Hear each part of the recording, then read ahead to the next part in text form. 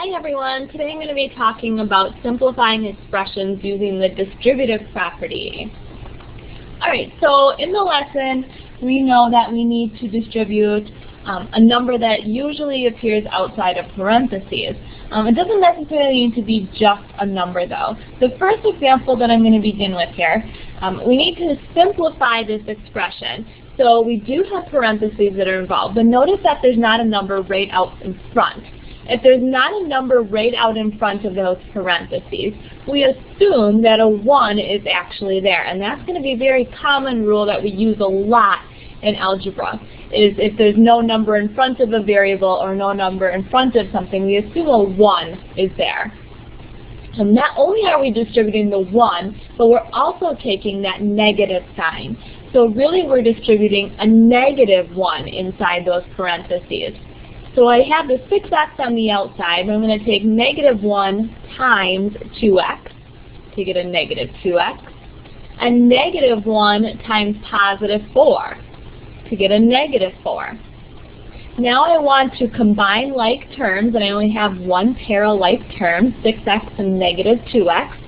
So 6 minus 2 is 4, so I have 4x minus 4 for my answer here.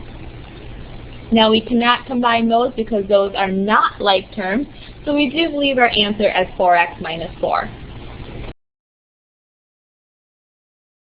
Alright, next to simplify this, I notice that negative 2 is in the denominator, so we can technically break this up into two separate fractions if we wanted to.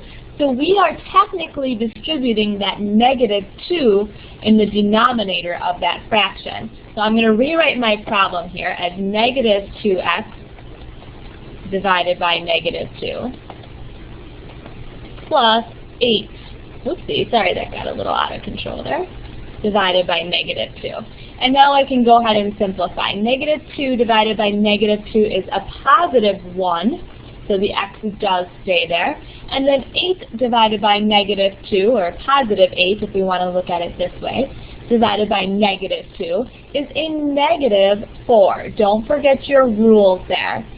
Okay, so when we're dividing with unlike terms here, so one being positive and one being negative, your answer is negative. So that is why we have that minus 4. So x minus 4 would be the final answer there.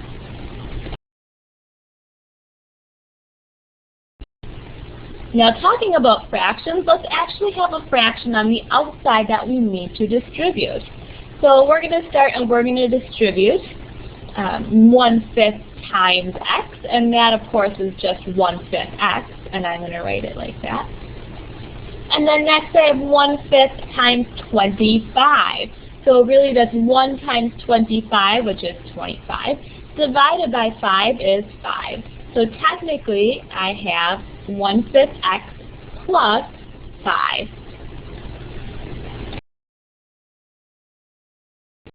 And then the last problem I'm going to go through today, I do have a 7 that I need to distribute. So I would get 7 times x, which is 7x, and 7 times positive 3, which is a positive 21. So 7x plus 21 would be the simplified answer.